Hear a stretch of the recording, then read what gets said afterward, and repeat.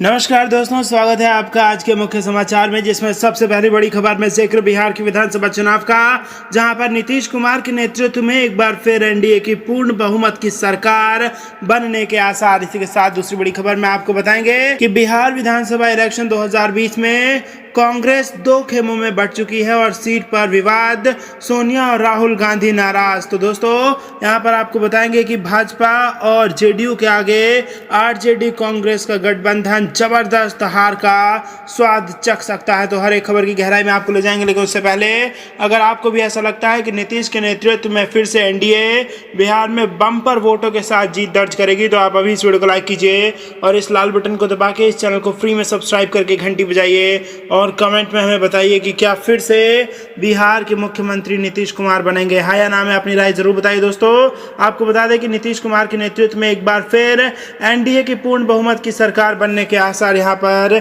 सामने आ रहे हैं। बिहार विधानसभा चुनाव को लेकर एनडीए के लिए बेहद अच्छी खबर आ रही है। टाइम्स नाउ और सी वोटर के ताजा प्री पोल सर्वे के हिसाब से बिहार में एक बार फिर नीतीश कुमार के नेतृत्व में एनडीए की पूर्ण बहुमत की सरकार बन सकती है। इससे पहले एबीपी और सी वोटर के सर्वे में भी एनडीए की बढ़त दिखी थी। ताजा सर्वे के मुताबिक बिहार की कुल 243 विधानसभा सीटों में से 160 पर भाजपा जेडीयू गठबंधन वाले एनडीए को जीत पक्की नजर आ रही है और सर्वे के मुताबिक राष्ट्रीय जनता दल के नेतृत्व वाले विपक्षी गठबंधन को महज 76 सीटों में ही संतोष करना पड़ सकता है। इसी के साथ दोस्तों रुक करते हैं अगली बड़ी खबर की तरफ।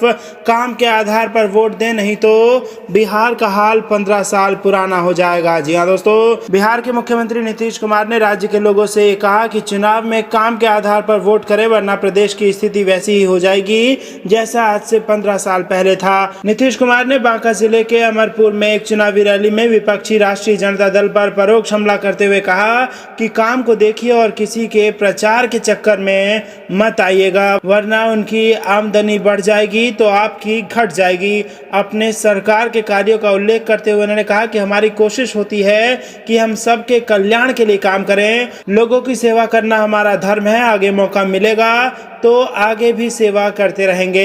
रजत पर निशाना साधते हुए उन्होंने कहा कि कुछ लोगों के लिए परिवार है, पति पत्नी और बेटा बेटी है, जबकि हमारे लिए समस्त बिहार ही हमारा परिवार है और हम समस्त बिहार के विकास के लिए कार्य करते हैं। उन्होंने लोगों से अपील की कि किए गए कार्यों पर ध्यान देकर ही जनता अपना निर्णय ले और अपना मतदान करे। कुमार ने दावा किया कि हमने न्याय के साथ विकास के लिए काम किया है और हर वर्ग का विकास और हर तबके का उत्थान तथा हाशिए पर खड़े लोगों को मुख्य धारा से जोड़ने का काम किया है। उन्होंने कहा कि हमने महिलाओं को आरक्षण देने का काम किया, जिससे महिलाओं की भागीदारी बढ़ी और हर क्षेत्र में महिलाएं आगे बढ़ती हुई दिखाई दे रही हैं। दोस्तों वो करते हैं अगली बड़ी खबर की तरफ। बिहार कांग्रेस बटी दो खेमों में, सीट पर हुआ जबरदस्त विवाद और सोनिया और राहुल गांधी हैं नाराज। जी हाँ दोस्तों, कांग्रेस और आरजेडी के बीच सीटों की संख्या को लेकर भले ही बात बन गई हो, लेकिन किसके हिस्से में कौन सी विधानसभा क्षेत्र आएगी, इसको लेकर भी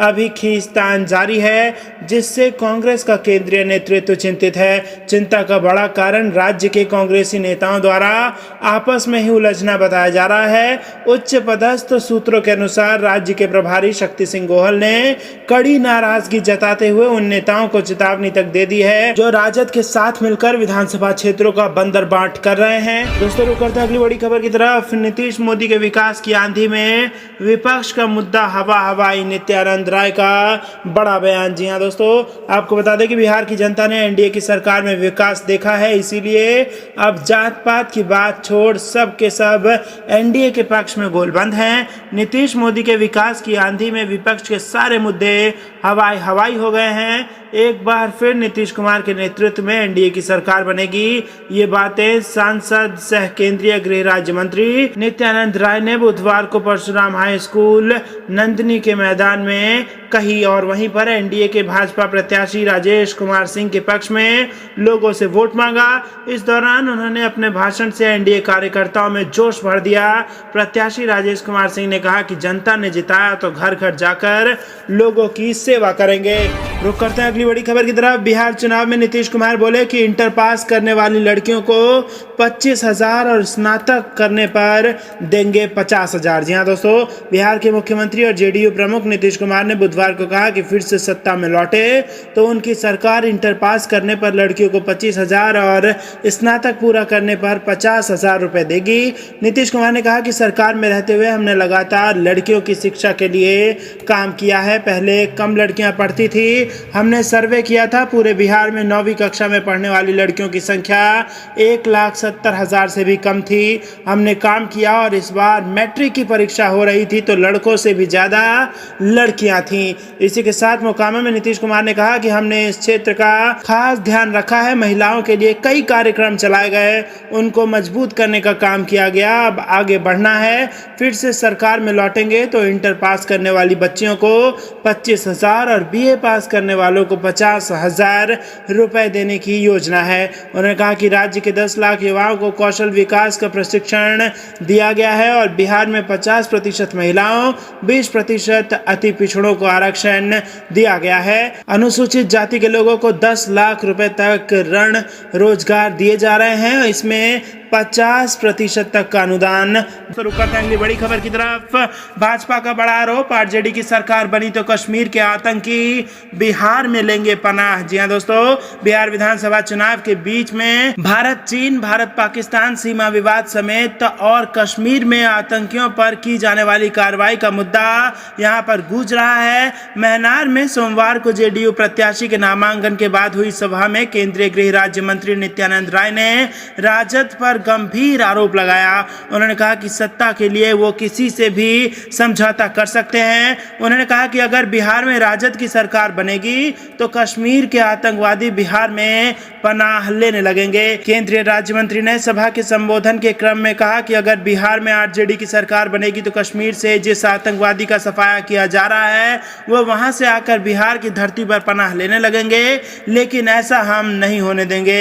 नित्यानंद राय ने कहा कि प्रधानमंत्री नरेंद्र मोदी ने सीमा हमारे जिम्मे सौंपा है और इसी के साथ उन्होंने कहा कि आरजेडी सत्ता पाने के लिए किसी के साथ भी समझौता कर सकती है। हम तलवार से भी लड़ते हैं तो हाथ से भी लड़ते हैं। हमारी सेना सीमा की सुरक्षा हथियार से करती है तो हाथ से भी सीमा की सुरक्षा करती है। तो दोस्तों यहाँ पर आपको बता दें कि आरजेडी पर बयान देते हुए कहा गया है कि अगर बिहार में आरजेडी की सरकार बनी तो कश्मीर से जिन आतंकवादियों का सफाया हुआ है वो बिहार में शरण ले लेंगे। दोस्तों रुक करते हैं अगली बड़ी खबर की तरफ, जिसमें आपको बताएंगे कि आसान नहीं है राजद कांग्रेस की राह, जेडीयू की भूमिका सबसे अहम, एलजेपी के पक्ष में नहीं है चुनावी आंकड़े। दरअसल दोस्तों बिहार विधानसभा चुनाव के लिए सभी राजनीतिक दल मैदान में उतर चुके हैं। चुनाव प्रचार भी जोर पकड़ रहा है। सभी पार्टियों और गठबंधन को अपनी जीत पर भरोसा है, पर बिहार चुनाव के आंकड़े बताते हैं कि यह लड़ाई आसान नहीं है। सत्ता की दहलीज तक पहुंचने के लिए कांग्रेस और आरजेडी को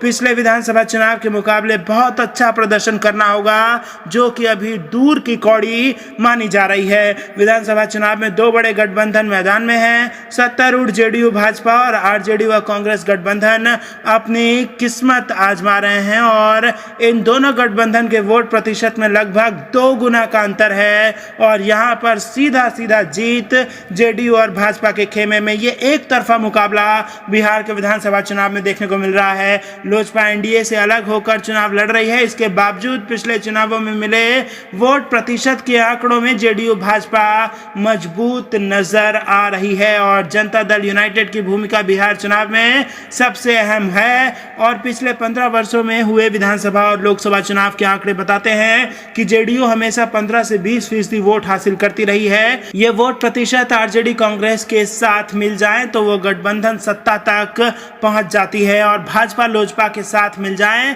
तो एनडीए सत्ता में आ जाता है। लेकिन दोस्तों आपको बता दें कि इस वक्त आरजेडी और जो जेडीयू का भाजपा के साथ गठबंधन है, इन दोनों के जो वोट शेयर इस वक्त आके जा रहे हैं उसमें डबल से ज्यादा का अंतर है, जिसके बाद ये कहा जा सकता है कि भाजपा और जेडीयू की जीत लगभग बिहार के विधानसभा चुनाव में पक्की है। असली नतीजे 11 नवंबर को आएंगे, जो कि हम आपको सबसे सटीक और सबसे तेज देंगे। इसी के साथ दोस्तों आपको बता दें कि नीतीश कुमार भी चुनावी रैली में अब जुट चुके हैं और बड़ा बयान देते हुए कहा कि विकास मेरा विजन है। बाहुबली अनंत सिंह के गढ़ मोकामे में भी गरजेंगे मुख्यमंत्री। दरअसल दोस्तों आपको बता दें कि बिहार में चुनावी रैलियों का दौर शुरू है और मुख्यमंत्री नीतीश कुमार भी अपने एक्चुअल चुनाव प्रचार की शुरुआत बांका के अमरपुर से कर रहे हैं और वो बाहुबली विधायक अनंत सिंह के गढ़ मोकामा में दहाड़ रहे हैं। चुनाव प्रचार के दौरान जनता दल यूनाइटेड के प्रदेश कार्यकारी अध्यक्ष अशोक चौधरी भी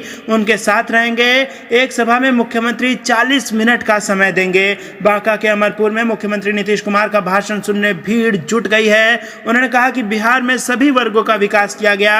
कुछ लोगों को जनता की सेवा से कोई मतलब नहीं रहता, उन्हें सिर्फ मेवा से मतलब रहता है, जबकि मैं विकास में विश्वास करता हूं। विकास मेरा विजन है। अगर फिर से बिहार में उनकी सरकार बनती है तो 7 निश्चय 2 के तहत कई कार्य किए जाएंगे। तो दोस्तों ये थी दिन भर की कुछ बेहद जरूरी और बड़ी खबरें जो कि बिहार के विधानसभा चुनाव से आ रही थी। हर एक खबर में आप हमें अपनी राय जरूर बताइए। अंत तक बने रहने के लिए बहुत बहुत धन्यवाद। देख रहे थे आपका अपना चैनल। जय हिंद, जय भारत।